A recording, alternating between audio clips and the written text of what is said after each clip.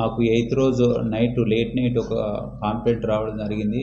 అనూష అని 25 ఇయర్స్ ఆమె హ్యాంగింగ్ చేసుకొని ఇంట్లోనే చనిపోయిందని సమాచారం వస్తే మా నైట్ డ్యూటీ ఆఫీసర్ పోయేసి చూస్తే నైట్ హ్యాంగింగ్ చేసుకున్నట్టున్నది.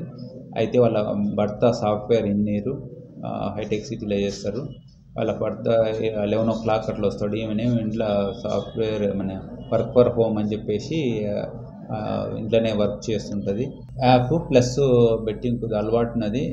గోల్డ్ తాకట్టు పెట్టి వేరే వాళ్ళ దగ్గర అప్పు తెచ్చుకున్నది. అది కాక ఫ్రెండ్స్ దగ్గర అప్పు 1.5 lakh దగ్గర తెచ్చుకున్నది. నా భర్తకు తెలిస్తే ఇదేమన్నా ఇష్యూ అవుతుందని చెప్పేసి ఉద్దేశంతో వాళ్ళ భర్త ఆఫీస్కి వెళ్ళిన సమయంలో ఫ్యాన్కి ఊరేసుకొని చనిపోవడం జరిగింది.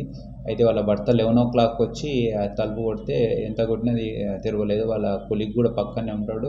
వాళ్ళ కొలీగ్ ఇద్దరు వచ్చి ఎంత సౌండ్ చేసినా రాలే. వాళ్ళ 4 years బాబు ఉన్నాడు. ఆ 4 years బాబు వచ్చేసి బెంచ్ స్టూల్ వేసుకొని బోల్ట్ తీసేస్తే చూసుకుంటారు. కానీ అప్పుడే సూసైడ్ నోట్ కూడా రాసింది. అందులో నేను ఇట్లా అందరికీ బై అందరు అని ఐ లవ్ ఫర్ ఆల్ అని చెప్పేసి రాసేసి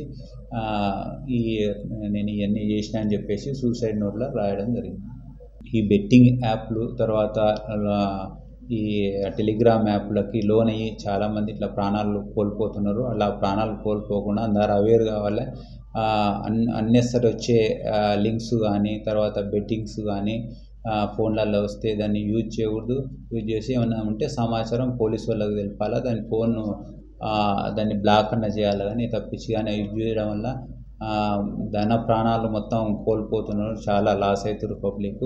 భవిష్యత్తులో కూడా ఇలాగనే పబ్లిక్ అవేర్ అయితేనే దీని మీద పబ్లిక్కి సేఫ్టీ ఉంటుంది. సైబర్ క్రైమ్ చాలా ఇప్పుడు బాగా అవేర్ ఉంటేనే మన సేఫ్టీగా ఉండగలుగుతాము. అందుకనే పబ్లిక్ అవేర్గా ఉండాలి కోరుతున్నాను.